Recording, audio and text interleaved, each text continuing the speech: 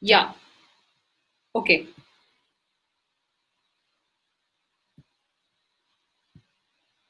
Looks like I wasn't audible. All right. I hope I'm audible now.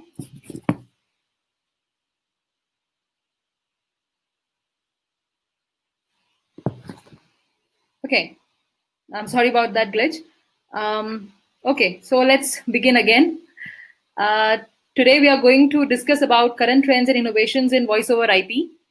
And I have been with telecom industry for the last 10 years. I've worked with a variety of SIP-based infrastructures, including turret phones, unified communicator clients, integration of SIP endpoints with PSTN endpoints, SIP trunks, integration of WebRTC in IoT landscape, etc.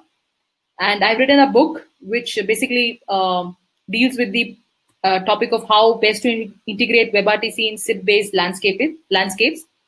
And I'm also inventor of a robot called Ramu Droid, which is used to clean roads. All right. So let's come to what we are going to discuss today. We are going to start with a general introduction of how VoIP is different from a telecom provider.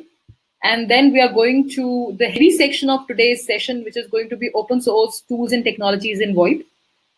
We are going to discuss some very popular SIP servers here, like Opensips, Kamailio, Freeswitch, their way of media handling, and at the end, a little about WebRTC and how to integrate it with SIP. Uh, After this, we are also going to talk about machine learning and the kinds of call classifiers that I have seen and I've worked with. Fraud detection, some of the latest standards like stir shaken will also be discussed. NLP and auto attendance. And at the end, we are going to talk a little bit about trunks, which is used for VoIP to telecom bridging for heavy traffics. So let's get started with VoIP. It's voice over IP. Actually, both voice and video over IP, but it's just generally called VoIP. And so we know that SIP is on the application layer of the OSI layer. It's pretty much similar to HTTP protocol. In fact, the packet structure is also very same. There's to, from, and there's this packet, and this is how a SIP packet looks with the headers. So some of the headers are here are mandatory to be in a SIP in a valid SIP packet, like to, from, call ID, call sequence, user agent. User agent, I believe, is not mandatory. Contacts header. We're not going to go too much into depth of the SIP headers. I'm assuming we all have a fair idea about of SIP already here. So we'll just start looking at SIP call flows to begin with. So, also it's very important to know that SIP is increasingly being adopted by a lot of telecom providers as well. VoLTE is a very good example. Although in the old, in let's say, so about 5-6 years back, it was only popular with the VoIP landscapes and PBXS systems. But now it's there. The integration with the telecom operators is very much there. So okay, so how does a SIP call flow work? There are bunch of transactions inside a dialog. So every time we want to establish a call, it's a transaction. Every time we want to break the call or transfer the call or hold or resume the call, it's a transaction, and the whole session is called a dialog. So this is what it looks. Invite, as in I'm inviting somebody to have a call with me. And then there are a bunch of provisional statuses which we send. And once the callee receives, he sends a 200 OK, and an ACK is sent. This is like a three-way handshake which establishes a call. In between this here, the media starts flowing. And when any of the parties wants to terminate the call, they send a buy request. It's pretty simple, right? And proxy servers, what they usually do is they come in between the caller and callee, because you see the caller and callee do not know each other's actual IP addresses and ports. So they need a third party which does know both their addresses and ports and which routes the traffic between them. So this is a very it's like a hello world of any SIP application, a proxy server. It just proxies the request. Of course, when it proxies the request, it adds its own address in the packets, so that the packets which are coming back also follow this path, right? And a advanced version of proxy server is a back-to-back user agent. A back-to-back user agent does not only relay packets, but can also take intelligent actions between the flow. For example, if it wants to verify whether this call invite is from a valid source or not, or it wants to verify whether the person who's trying to make a call has enough balance in its account or not, it can take those decisions and park the call and take those decisions, and then replay the call to the other party. So now in this case, the call is went to two parts. This is A leg and this is B leg. So it's like he's intermediating between two call legs. But to the end users, they look seamless. It's just that the B2BUA agent is relaying every packet, taking decision and relaying every packet individually. Okay. If at any point of time anybody has any questions, please raise. I can see hand raises here. So so far so good, I'm assuming. Let's just start with some of the popular SIP servers which are out there. Kamailio is a very popular SIP server. It's a load balancer. It's a routing engine. It has application capabilities. It has programming integrations as well. So basically, as I showed a B2BUA here, instead of B2BUA, we could put a Kamailio server. Okay, so it will essentially take decisions here, and how it would take decisions is because it has all these modules inside it which help it to take decisions. It can track dialogues, it can do load balancing, it can do accounting, authorization, authentication, it can register the endpoints, it can have timers for those calls, it can also do a lot more, which is not really present here. We could, because we have a lot of programming interpreters engines integrated with the Kamailio architecture, we can also have our own customized call logic. And the similar kind of features are also present in Opensips server. It's interesting to note that both Opensips and Kamailio originated from OpenSIP project, and now they're separate, but there are still decent amount of similarities between them.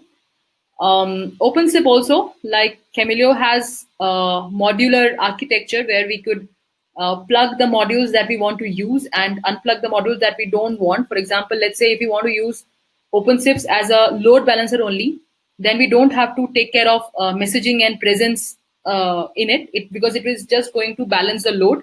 And maybe as it is balancing load, it can check whether the syntax is correct, whether there is an increase in traffic.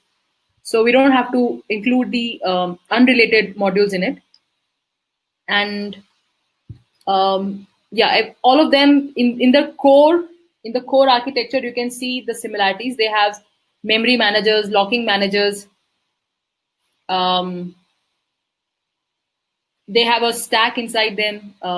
All these things, and they can be plugged into external REST API provisioning servers, shell script, things like that. I have a detailed list of Opensips modules here. This is pretty much the same.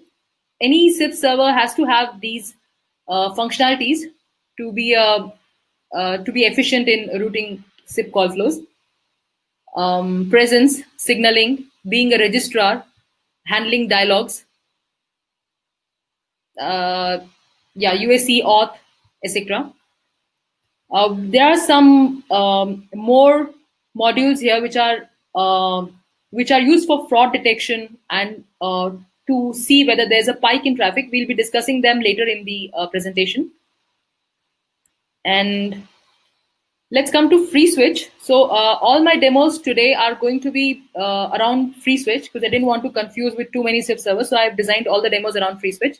Freeswitch is, I could say, in fact, the most powerful among the three I've mentioned, because it's not only a SIP server, it also has a media component in it. So it can also relay media, it can bypass media, and has larger, richer amount of modules, as we'd see in a while in the presentation.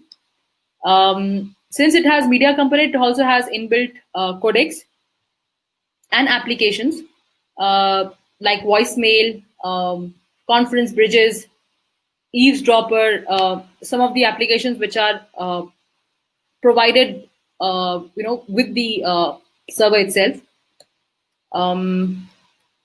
It also has even socket APIs. It's very interesting because it helps us communicate with the Freeswitch core from applications which are running on outside, which are not really on SIP. SIP, like they don't really have to communicate in SIP. They can also be communicating over socket.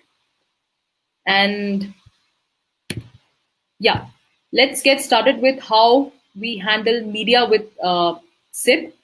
So we know that SIP only has headers for these signaling exchanges. So these are all signal. The red part, which is the media, is not really part of SIP. It's a different associated with, let's say, protocol. It's called RTP. Okay. So although SIP can be a channel through which RTP details are exchanged in form of an SDP, but it doesn't really directly is responsible for RTP. So if a traditional SIP server can decide not to proxy RTP, so RTP will have to flow peer-to-peer, or it can force the packets to proxy the RTP through its centralized point, which is called an RTP proxy point here. So these are all managed by something called as an SDP. I'll show you the SDP in a while. So in a RTP proxy scenario, we could see that all the RTP in this session is going to get proxied through a central point. At this central point, although if we were to host an RTP server, there would be a lot of traffic costs because of an inbound and outbound media streams for all sessions. But we could also take decisions like transcription, like making a conference bridge, recording, doing lawful interception, etc. So there are merits and demerits to having a centralized RTP proxy based architecture. And like I said, a centralized RTP engine can have a lot of advantages. It can act as recorders, transcriptor, an IVR, so many things. Okay, so let's see how does an RTP packet really look. So, sorry, an SDP packet really look. SDP is a component which goes along. Let me make a call and show you in real time.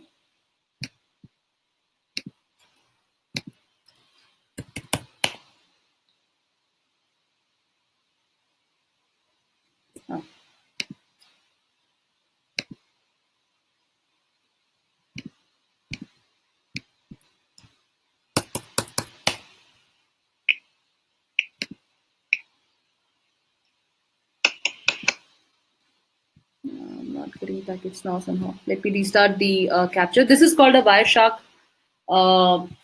It's a Wireshark tool. It's also an open source tool, and it's used to do to analyze the traffic on the network. So I'm just going to select the network I'm going to analyze it on and type in the protocol I want to analyze. Because otherwise, if I don't type the protocol here, it will give me all kinds of packets that are being transacted through my network.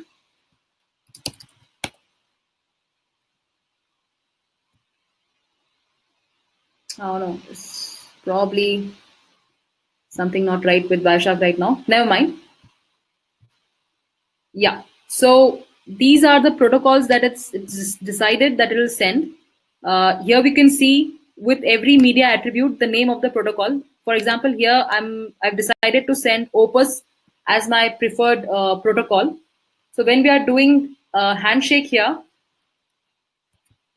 before we exchange the media, we have to specify the codecs. Alice has to specify the codecs it supports, and Boris has to specify the codecs it supports. Only when they have a common codec between them, then a media can flow, because they cannot communicate in codec which the other party does not understand. So this negotiation happens during the handshake process of accepting the call,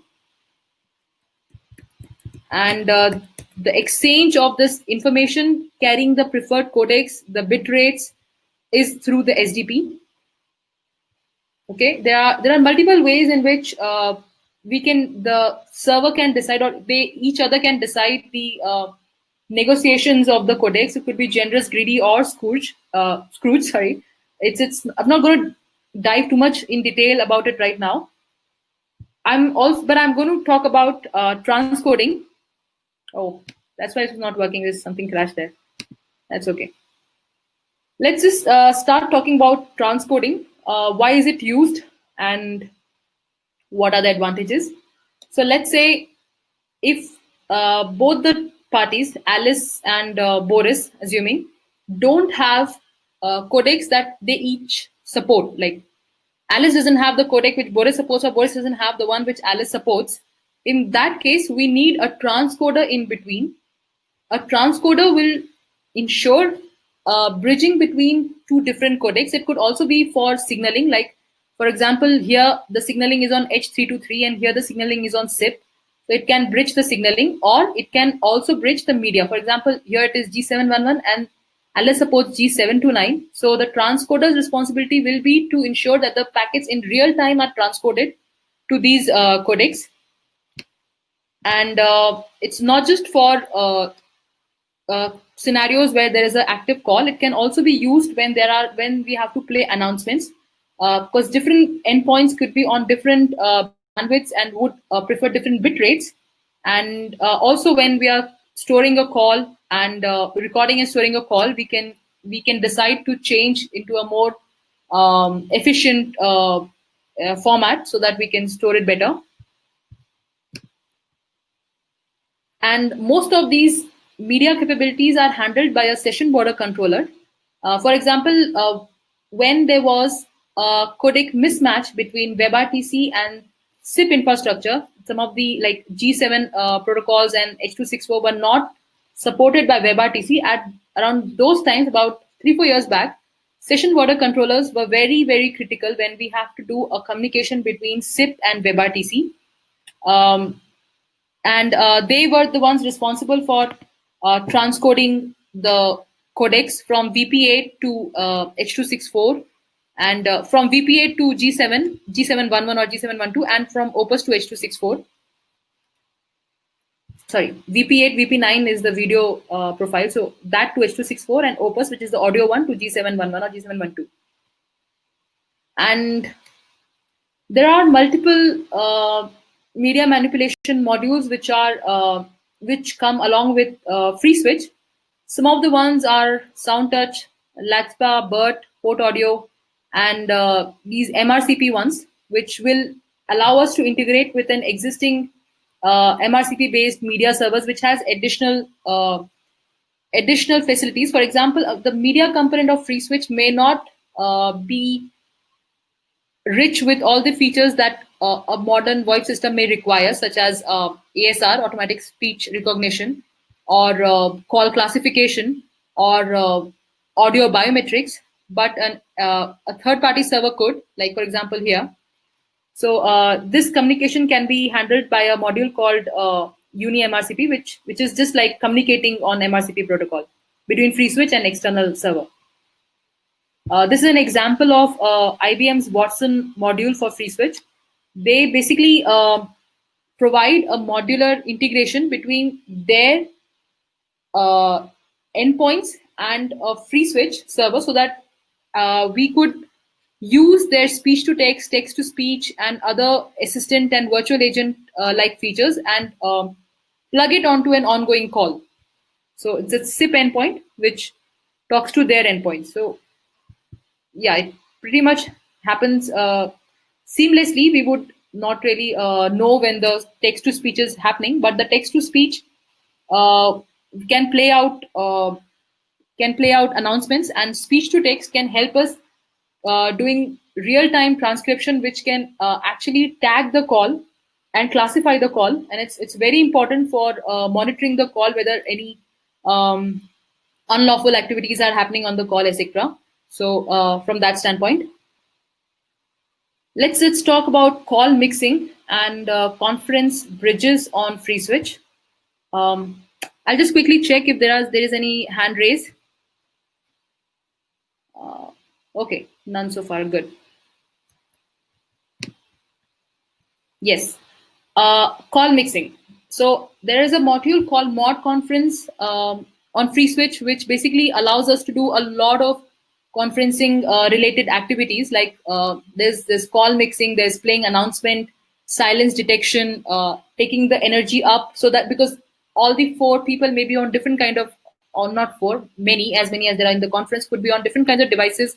They may have different volumes, different energies. So it's the feature of this conference module on Freeswitch to balance the audio from all these different sources and to multiplex the streams. So I could actually take you to this module to show you the other capabilities also it offers.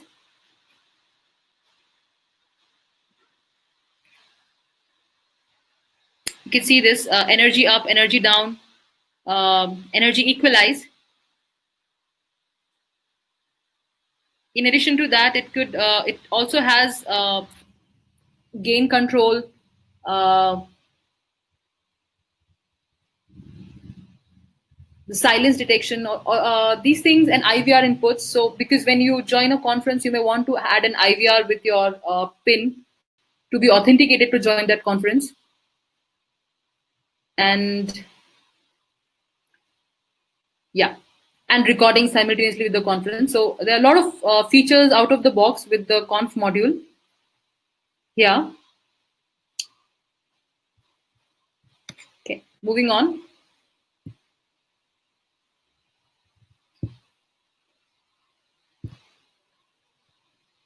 Also, I probably should have, we could have already noticed that this is a centralized media server architecture where everybody forwards their outgoing stream to one media mixer, which multiplexes all the streams together in one single stream, which the other parties can then consume. If it was not a centralized architecture, if there was a peer-to-peer flow between everybody, then it would have created a mesh. So let's say Hunt would have had to send a separate stream to Bob, Alice, and Stun. Similarly, Bob would have had to send a separate stream to Hunt, Stun, and Alice. That would have increased the load on these SIP endpoints. And and our application server would have been indifferent to the load which the endpoints are experiencing. But in this case, the media mixer's job is to ensure that all the endpoints are getting the correct format and in the correct bit controlled manner, in which like the kind of bandwidth they want for the stream to be delivered in, and the codec that they want the stream to be delivered in, and also it's getting multiplexed. So instead of Hunt having to send 3 separate, let's say every stream is 1 MB, instead of he having to send 3 MB speed separately, he's just sending 1 MB out and consuming 1 MB in, right? So they, irrespective of the number of peers in this conference, everybody is just sending 1 outward and getting 1 inward stream. So this is what is call mixing. And this kind of an architecture is also commonly referred to as a conference bridge. Okay. So it's demo time.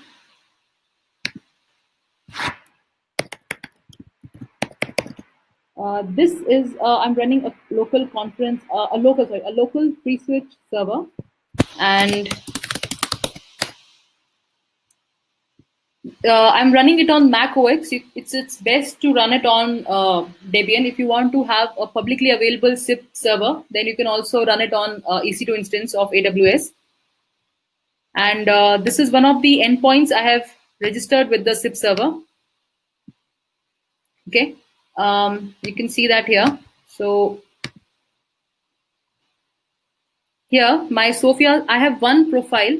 It's called soft phone, and that is working on this IPN port. So when I register a phone, although I've probably not allowed registration, let me quickly check.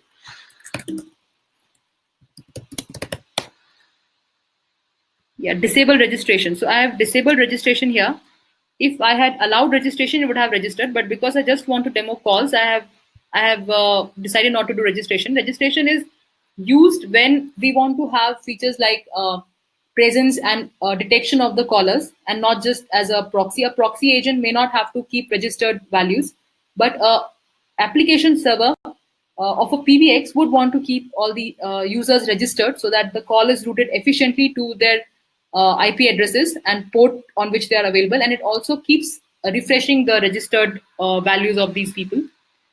So that's after a registration timer expires.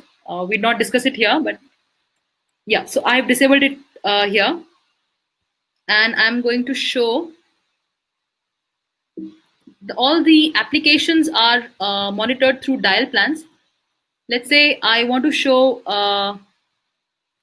this one. So this is a record and replay application. Let me remove the unnecessary ones. So according to this dial plan, when the destination number has 666 in it, and at that time it's supposed to start recording and also make a file with the timestamp. Okay, and the delay echo should be 5 seconds.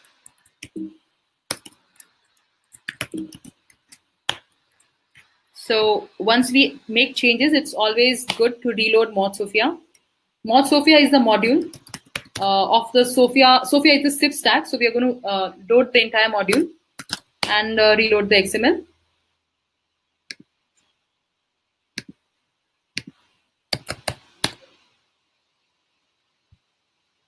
So this is a call ongoing.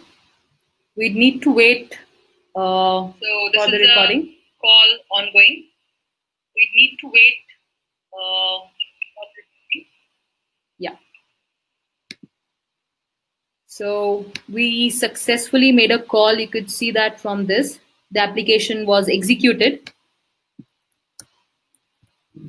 You can see that the application which was mapped to number 666 as destination was executed. Now we'll see whether the file that we intended to create after that got created or not. The location of that file would be, yeah, user local Freeswitch and recordings. So the latest is this one.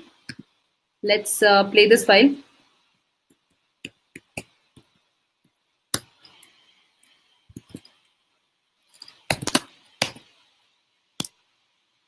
So this is a call ongoing. We need to wait. Call ongoing.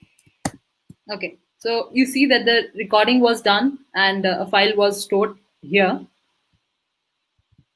And let's see maybe another demo.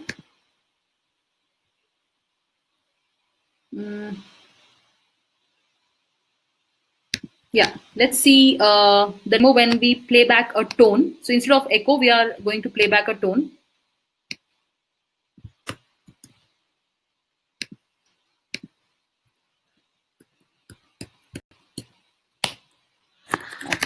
Wrong location.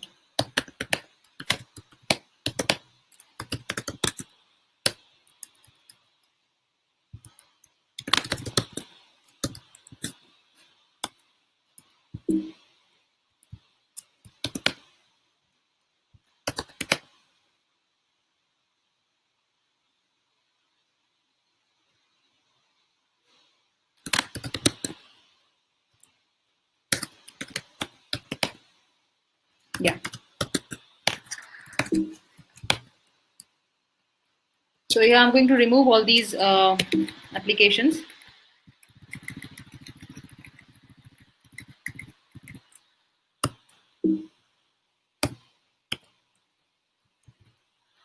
Around the last time I had put destination number to match with 666, but now I've specified it to be wildcard. So any kind of call on any number will play back a tone. Okay, so this is the playback application. It's going to play back a tone stream, and then it's going to hang up. We want to loop it to 10 maybe. Let's see.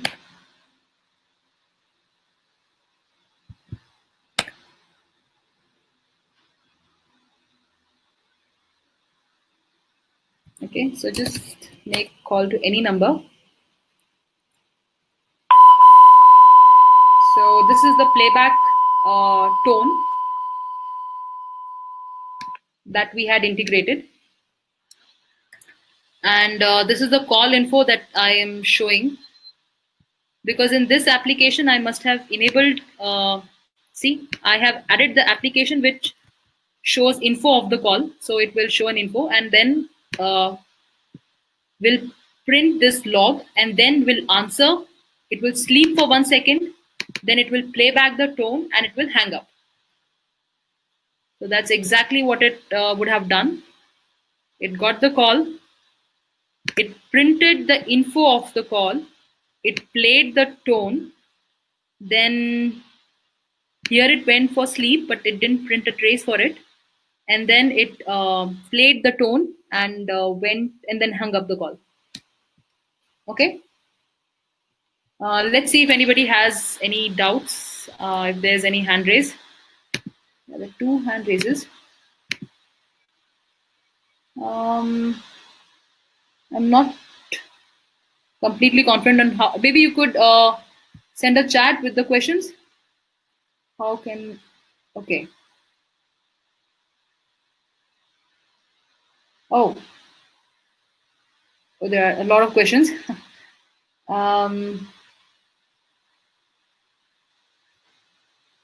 Okay, so if one question is, if the server fails during the call, then how can we start it? So you need to have the best way of handling this is to have Dockers and monitoring systems integrated into your server, so that whenever the server goes down, so Dockerize everything, make it into a container. Whenever there is a warning, or if let's say there's a data leak and the consumption is high, you can kill that instance and then respawn another Docker container or another instance. And besides that, it's a good idea to also have load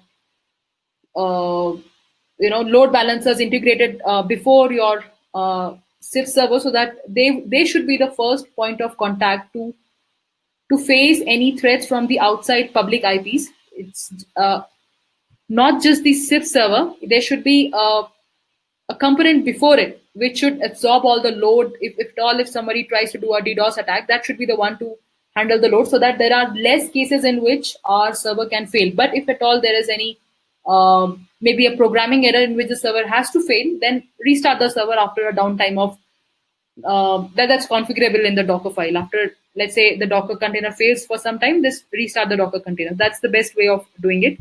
Or if you want, really, you could manually log into the server and do a restart as well. And there'll be a little more demo towards the end, but let's just continue with the content so that I can cover everything. WebRTC, it's about, it's maybe a 12 years old technology by now. And the main incentive to WebRTC was that it didn't had to have these plugins which were earlier required for any web-based media streaming, because the browsers by themselves didn't had any codecs. Since the browsers don't have any codecs, there was no way to play or to do a real-time video call from a browser. So Flash plugins are very popular to do a browser-based call, and they were very heavy and had to be installed separately. So WebRTC was possible without that. And then slowly, I think I've not included all browsers here, but there are more browsers. Like Safari also have adoption now, and almost all the mobile platforms also have adoption. Even Raspberry Pi has. So that's there. See, we could see a lot of similarities between the way a session is established in a WebRTC call to the way it was established in SIP call. If we go back and we see there is a three process handshake. There is invite, which carries the list of which carries an SDP of the preference of codecs it wants to use and its capabilities. And then there is a 200 OK, which carries a list of preferences that the callee wants to use and its capabilities. And once there is a match between invite and the SDP in invite and the SDP in 200 OK, then an acknowledgement is sent and the session starts. Similarly,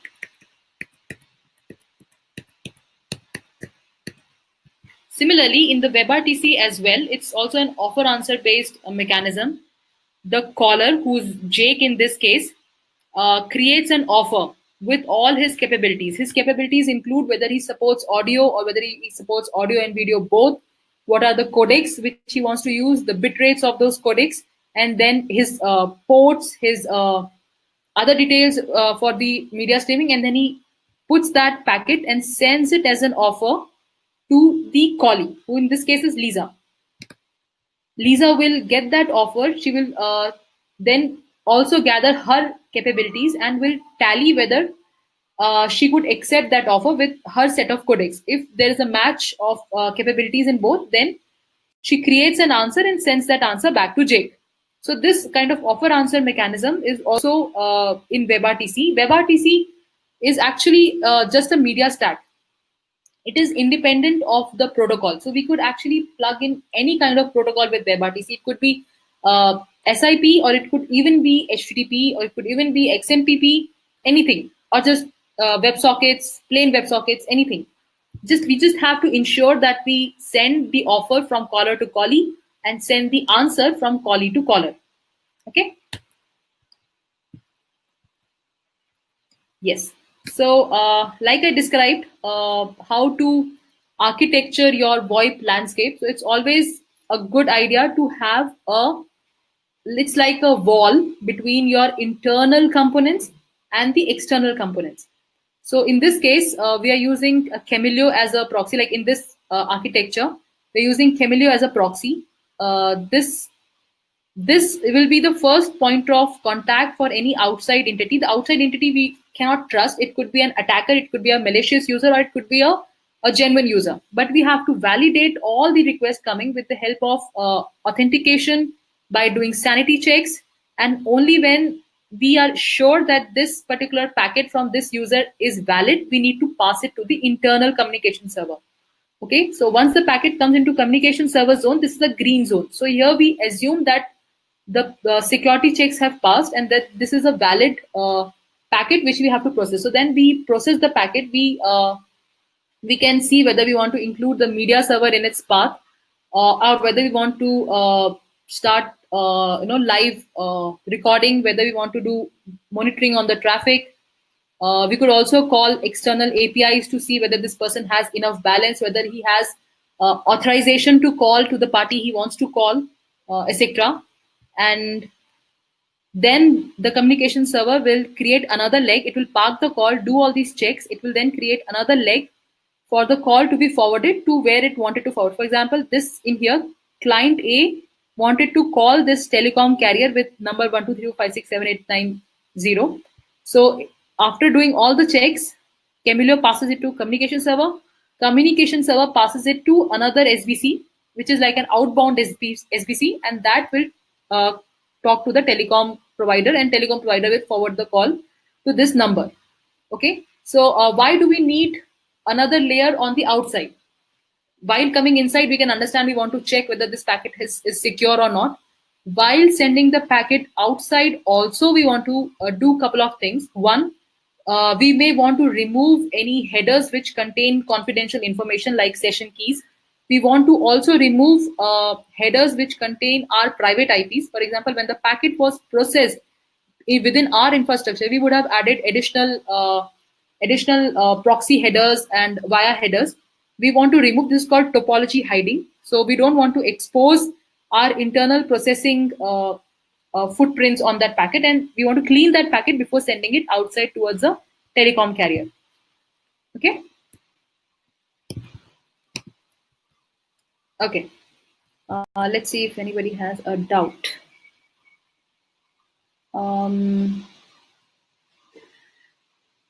Okay. I'm assuming not. This was the last message I saw. Okay. Machine learning in VoIP. So there are three aspects of it. We can classify the calls, we can detect fraud, and we can create some interactive auto attendance. Okay. Okay. So this is actually not very specific. It's a very generic representation of how we identify the users, and that's because we already have we. So above this, you can see that we will train our classifier with help of many sample sets. Once the model is ready, our classifier is trained, then we can start using unknown audio call waveforms to predict whether this user is a known user or an unknown user. So we could have actually multiple implementations of machine learning in VoIP. Some of the prominent areas are automatic gain control, echo cancellation, noise suppression, and call classifications. We may already be familiar with gain control, echo cancellation, and noise suppression. So we are just going to focus on call classifications here. These three things are also part of the WebRTC stack. So the WebRTC engine in the browser gives us echo cancellation and noise suppression out of the box. We don't even have to tweak any parameters. We don't have to add any extra line of configuration setting or code. It just comes out of box. So basically, the idea is that if there is a lot of background noise, it filters the parts of the spoken speech, and it reduces the background. It just creates a difference in the wave. So the noise gets suppressed, and the energy level for the spoken audio gets high. So it sounds more clear. And similar with echo. So it detects echo with its unique prints on the audio waveform, and it tries to suppress the echo parts. Okay. So we can see that there are a lot of metrics when we want to do when you want to build any kind of an machine learning algorithm. I'll just show you some of the things which are part of CDRs. CDRs are call detailed records, which contain all the information that happened in the call session. Basically, they are like a record of all the calls that happened, to and from, the date, the timestamp. They can even have the codecs that were used or any additional tags along with that call. It can also essentially contain the MOS score. It's a mean opinion score of the quality of the call. It could be anywhere between 1 to 5. It's based on parameters like packet loss, jitter, the round trip time, and silence threshold, silence hits. So the silence packets in RTP are also prominent, and how we deal with silence packets without affecting the traffic. And yeah, level, gain, noise, it just all are responsible for qualifying the audio quality. The applications, some of the very well-known applications are sentiment analysis. The use case is most relevant to call customer care and call centers, where we want to do sentiment analysis after every call of how well the call went. So whether both the parties were happy, whether it was a successful call with the help of positive words like good, happy, thank you, or whether it was a negative call with the help of words like no, sorry, don't, all these things. And then there's automatic speech recognition, ASR. I'll show you a module called ASR on Freeswitch. It's probably if the time permits. And tone detection. So whenever there is a voicemail attendant, there is a tone or a beep which tells us whether it was an automated respondent on the other end or not. And then speech scoring, how clear was the speech, and speaker verification. Like I said, there is a new area which is just coming up. It's called audio-based biometrics, of recognizing a user by his audio like the audio prints. So that way we can identify who the user is. And classifications. So in my work term, I have seen the calls getting classified as marketing calls, spam or robocalls, blank calls, indoor-outdoor calls, emergency calls, and for lawful interception and monitoring adult content. So indoor-outdoor calls, you can monitor whether there is a lot of background noise, whether there is traces of elements like dog bark, car honking, and you can classify all those calls as outdoor calls. Okay, so call fraud detection. I just want to touch base on the different, yeah, have some time. Touch base upon all different kinds of fraud, call-based frauds that happen. Registration hijacking is a very commonly occurring case where people add a wrong from address and try to register themselves as a authenticated user on the registrar. Impersonating a server. Well, there could be malicious attackers who can impersonate as a server and attract registration requests from users who don't know about the server has been compromised. So this can be solved by proxy authentication. So both the client needs to verify that the server is authentic, and the server needs to verify whether the client is authentic. Okay, and tempering message body. So this is also a very critical area which can be solved, but it's basically what happens is when the call has been established, okay, then an attacker enters the session and tries to hijack the session by sending duplicate packets with the same to, from, or call ID, and it can do a lot of things. It can change the direction of the call, or it can terminate the call. It can forward the call to some other unsecure server, which can have taping device. It can even steal the information from the message bodies. For example, if we are sending a SIP message and we are sending some passwords or some session keys in it, it can even take that off from options. So it can tamper with the message bodies. This is also called SDP manipulation. It's also, the SDP manipulation is part of tampering with message bodies. Denial of service and amplification. This is the most encountered attack that I have seen, and it's actually not that stuff. What we do is, what an attacker does is when it identifies a target server, and then it will identify other servers. It will send a request to other servers with the via address of the target server. Let's say it will send invite to 10 different servers and with the via header of the target server. So these 10 servers will then start replying to that target server. So suddenly the target server will see a spike in traffic. And because they are coming from valid servers, who are trying to reply, this target server will experience height in traffic. It will block its resources in trying to compute all the SIP packets which it has just received, and essentially it will block out its genuine users. So this is kind of distribution attack and amplification of the attack. Not just via headers, the attacker can also include the address of the target server in root header, so that the unknowing third-party servers will start replying, and the target server will be hit with a lot of SIP messages. Okay, so we need to have modules like Sanity, Pike, essentially to keep a check on DDoS and DOS attacks. And yeah, mid-session threats, like I said, when an attacker gains access to an ongoing session, it can bring down the session, it can redirect the session. Let me show you Kamailio.conf file.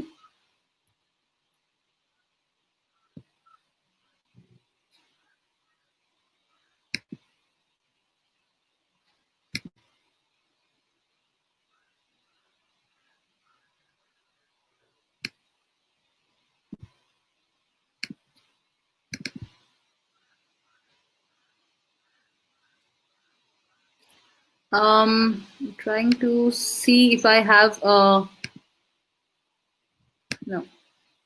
Yeah, this is how a good Kamailio configuration file should look, where it has integration, where it loads Sanity modules, should load TLS module, should decide on permission. If there are, let's say, unauthenticated or unauthorized request from a certain endpoint, it should create an it should create an IP ban for that source IP.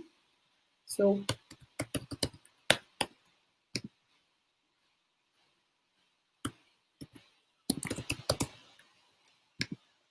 you see, it has the sanity check function of the sanity module. Also has a number of checks that it can perform to judge whether this incoming request was a sanitized SIP request or not.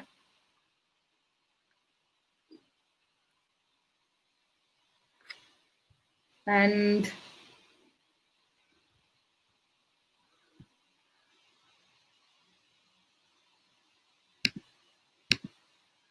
oh, this is a very simple. There's not much here.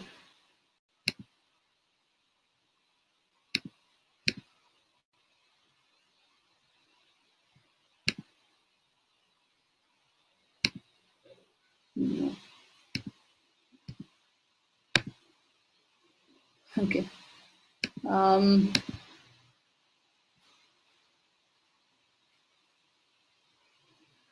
Right. So this is what usual Kamailio.conf file looks.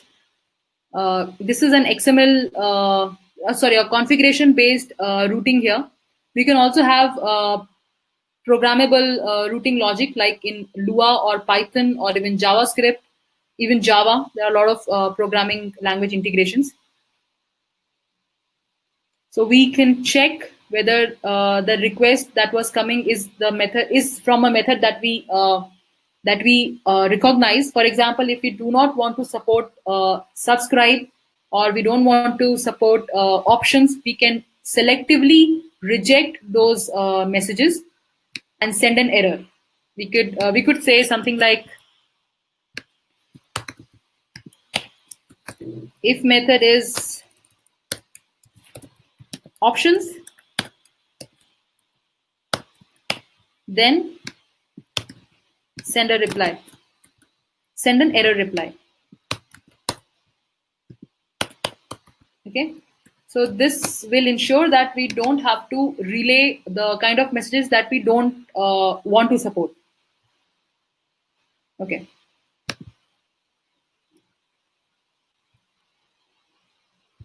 Right. Kind of running out of time. So another 4 minutes, I guess I'll quickly talk about call ID spoofing. So like I said, the attackers usually will try to mask their identity and get access to a call pretending to be a legitimate caller. So this is especially possible in the scenario today because there are multiple telecom providers, there are VoIP providers. When let's say there is an intergeography call between, let's say, US call to a Middle East call, there are so many countries and so many providers, so many trunk providers that come in picture that it's not possible to validate the authenticity of the caller in between them. But with the new standard called stir and shaken by IETF and ATIS, it's possible to do so because everybody who gets a call will authenticate the originator of that call for him. Let's say if the call reaches the purple provider, it will see whether the call came from a valid recognized source, and it will attest the body of the call with identity header, which will be A for people who he really trusts, B for known but not really trusted people, and C for people he doesn't trust. And this packet will be signed with a certificate authority by PKI mechanism and will be forwarded to next provider. The next provider also will validate whether the attestation is correct or not, and it will forward to the next one. So like that, it will be a chain of trust. So which also the keys also should be verified by a centralized certificate authority and should not be self-signed. So, and shaken is for integration of this secure VoIP mechanism with the PSTN providers as well. So I'm a bit over time. I'll not take much time. So originally we were using IVR and DTMFs, which were like it's a, like a pre-recorded message and asking us to press 1 for something, press 2 for talking to customer care, press 3 for recording messages after beep and all these things. So this is a very rudimentary routing, like an auto attendant. But now with the new machine learning and NLU and NLP approach, we can find out the intent from a caller's call, and we can try and then take corrective action for that caller. We can detect whether it's an emergency call if he uses words like help, emergency, and we can directly forward it to 911. So these are all intent and intent-based detection. I'll not cover this due to lack of time. It's basically NLP in action for a VoIP call. Let's just talk about how did OTT providers come into such a big picture. You can see that in the last, I would say, 6 to 7 years, there has been a massive shift of revenue-generating telecom companies to these other OTP providers, over-the-top providers, which are our VoIP agents, basically. So this is because, as you can see here, the OTP providers have a lot of rich services. They have contacts, they have location, social networks, messaging, rich messaging, the support of native clients, desktop, browsers, whereas the telecom providers, besides dialing and SMS, MMS, some value-added services like some cricket updates, horoscope updates. They don't really have added much in their ecosystem, and D&D, do not disturb. This is a very simple service, whereas OTT providers give a lot more. Okay, so when we want to integrate our SIP endpoints, let's say our WebRTC endpoint with a PSTN endpoint, this is the choice of providers that we have to go through. We need to create our SIP endpoints and plug them into a PBX system. Could be any of these. Let's say Freeswitch, and then the Freeswitch has to use a VoIP provider. It can directly connect to a trunk provider also. It will connect to a trunk provider, which will route it to a telecom provider. Then the telecom provider will route the call to a PSTN endpoint. So these are the choice of companies on the way. And similarly, when a PSTN endpoint wants to call a SIP endpoint, it also will be going through this. For example, we want to join the conferences or bridges for a web-based conference. We dial a number from our PSTN endpoints, our GSM or 5G phones, and then we connect to a VoIP call. Okay, so yeah, let's just look at the questions.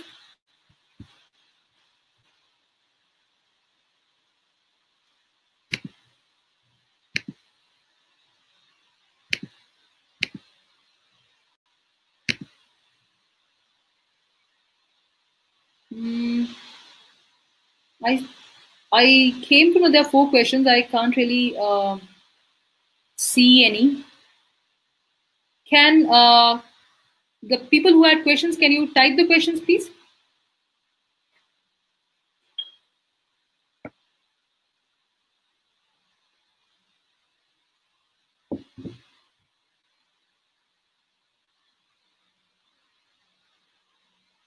Which server is the best to make data collection? I'm not sure what you mean by data collection. Maybe are you referring to recording? Anyone, a Kamailio SIP server with RTP engine or a Freeswitch server with record application, both are good. And the data collection, if you mean CDRs, then it depends on us what we want to put in the CDR, how much of parameters we want to include from the call session. Whether some people do not include call quality metrics like Morse score, jitter, packet loss, whereas some include a lot more details than those. They also include, let's say, the direction of the call, tags for the call. And for transcoding between 7.1 and 7.9, what is the payload? How many such calls can be transcoded at a time by Core i3 8th generation Intel CPU? This is very specific. How many calls can be transported at a time? It depends on so many other factors as well. What is the bit rates for those calls? And I'm actually not sure. Maybe this is a very specific question. You could actually run test cases to see the load. You can use tools like SIpn and fire a lot of calls. You can even automate it using robot framework, fire a lot of calls and see when the calls start dropping or when there is a noticeable lag in the call quality. Then that is your threshold limit of supporting. For mod conference calls, can we individually record every channel to separate files? Yes, why not? Yes, you can. Every channel to a separate file. Yeah, I think you can. Yes. Docker means using virtualization. Yes. So yes. So if you want to have uh, scalability and high availability. High availability is when you want to ensure that your downtime is minimum. You want to ensure that the servers are always up and running. If they crash, then they should come up and start running, and that the existing calls which are happening should not get dropped. Then you need to have containerized servers, containerized applications for the servers. So yes, you need to have virtualization.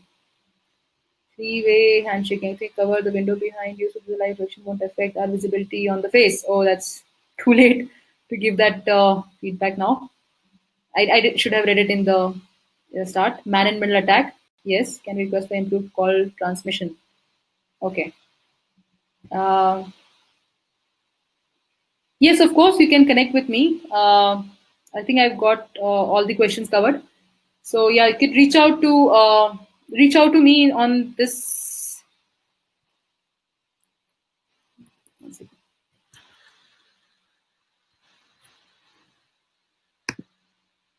Oh, I didn't put my email in there.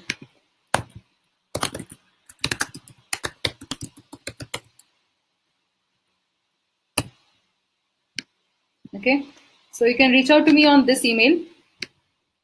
I also have all the a lot of samples for Freeswitch, Kamailio, and Opensips. They're just accumulated samples from different sources on these repos. So you could also feel free to check out these repos.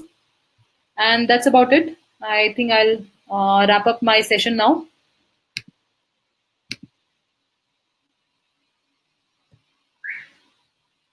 I'm not sure how the speak request works. Okay. All right then. That's it. I'm going to close the session. Thank you.